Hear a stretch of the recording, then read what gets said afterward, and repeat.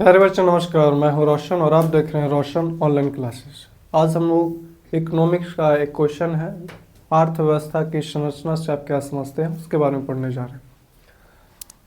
अर्थव्यवस्था की संरचना का मतलब ही होता है, क्या होता है भैया, कि अर्थव्यवस्था के अंतर्गत जो भी है ना आर्थिक क्रिया किया जाता है, जो भी कार्य करते हैं उसको डिस्ट्रीब्यूट कर दिया, अलग अलग डिवीजन में बांट देना, है ना। अलग अलग विभाजन में मतलब उत्पादन के विभिन्न क्षेत्रों में इसका विभाजन से है। मुख्य रूप से क्या होता है, अर्थव्यवस्था का मतलब होता है, अर्थव्यवस्था की संरचना का मतलब होता है उत्पादन के विभिन्न क्षेत्रों में इसके विभाजन करना। क्लियर है? हाँ, तो फिर से अर्थव्यवस्था की संरचना का मतलब अर्थव्यवस्था के अंतर्गत किए जाने वाले विभिन्न आर्थिक क्रियाओं को उसके उत्पादन क्षेत्रों में विभाजन से। इसको हमने तोड़कर लिखा है, बाकी आप डायरेक्ट देखिएगा तो बुक में रहेगा अर्थव्यवस्था की संरचना का मतलब है विभिन्न उत्पादन क्षेत्रों में इसका विभाजन करना, विभिन्न उत्पादन क्षेत्रों में इसका विभाजन करना, क्योंकि आर्थिक क्रिया अर्थव्यवस्था के अंतर्गत की जाती है। यह अर्थव्यवस्था के अंतर्गत विभिन्न प्रकार की आर्थिक क्रियाओं को संपादित किया जाता है। तो जो आर्थिक क्रिया हम लोग करते हैं उन आर्थिक क्रियाओं को अलग अलग सेक्टर में, अलग अलग उत्पादन के सेक्टर में बदलना ही, बांटना ही क्या कहलाता है, अर्थव्यवस्था की संरचना कहलाती है। अर्थव्यवस्था की क्या कहलाती है, संरचना। अभी जो हमारी भारतीय अर्थव्यवस्था है उस भारतीय अर्थव्यवस्था को मुख्य रूप से 3 भागों में बांटा गया। आगे पढ़ेंगे विश्व की अर्थव्यवस्था के बारे में। भारतीय अर्थव्यवस्था को 3 क्षेत्रों में कौन कौन बांटा है, प्राथमिक क्षेत्र, द्वितीयक क्षेत्र और तृतीयक क्षेत्र, है ना। 3 क्षेत्रों में बांटा गया है, जिसमें प्राथमिक क्षेत्र के अंतर्गत आता है कृषि क्षेत्र, द्वितीयक क्षेत्र के अंतर्गत आता है औद्योगिक क्षेत्र और तृतीयक क्षेत्र के अंतर्गत आता है सेवा क्षेत्र।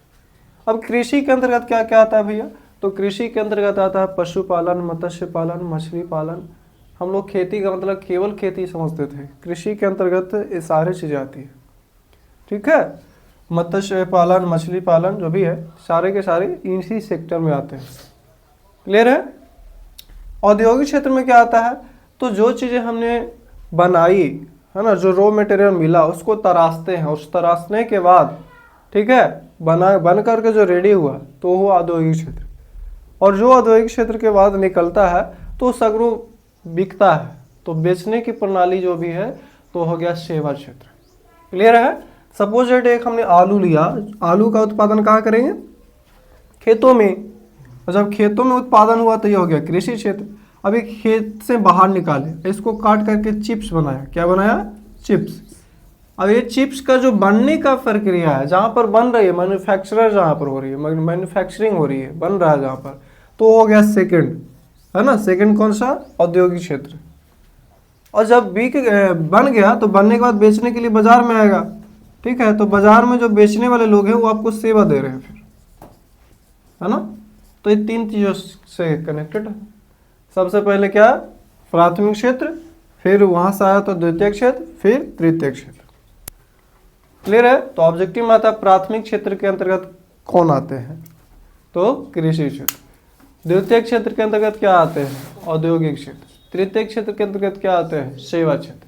तो अब बताइएगा कृषि कौन क्षेत्र है, तो कृषि हमारा कौन सा क्षेत्र हो गया, प्राथमिक क्षेत्र। उद्योग कौन सा क्षेत्र है, द्वितीय क्षेत्र। व्यापार कौन सा क्षेत्र है, ठीक है। बैंकिंग कौन सा क्षेत्र है, तो बैंकिंग सेवा देती है ना, आपको पैसे रखने की सेवा दे रही है, लोन लेने की सेवा दे रही है, उसके बदले और कुछ लेता है आपसे, नहीं लेता है। बीमा क्या है, सेवा है। परिवहन एक प्रकार की सेवा है। संचार क्या है, सेवा है। बिजली क्या है, सेवा दे रही है आपको। टीचिंग क्या है, पढ़ा रहे हैं तो क्या है, सेवा है। समझ रहे हो? तो सेवा क्षेत्र के अंतर्गत आता है जिसको कहते हैं तृतीय क्षेत्र। क्लियर है? अब बाकी सब हम लोग डिटेल में आगे पढ़ते हैं, फिर आगे पढ़ेंगे विश्व की अर्थव्यवस्था कितने भागों में बांटा गया है, तो उसको भी 3 भागों में, पूंजीवादी, है ना, समाजवादी और मिश्रित अर्थव्यवस्था। ठीक है, पूंजीवादी अर्थव्यवस्था में जिसमें जो पूंजीपति लोग हैं, जो बड़े लोग हैं, उसका आधिपत्य होता है किसी भी वस्तु पर। बाय द वे आपने एक कार खरीदा तो उस कार पर आपका अधिकार है, लेकिन एक सार्वजनिक रूप से बस खरीदी गई जिस पर सभी लोग आते हैं, या फिर एक घर बनाया जो आपका पार्टिकुलर है, और एक होता है सामुदायिक भवन जिस पर सभी समाज के अधिकार हैं, और एक होता है राष्ट्र की संपत्ति जिस पर पूरे राष्ट्र के रहने वाले, देश में रहने वाले सभी लोगों का अधिकार होता है।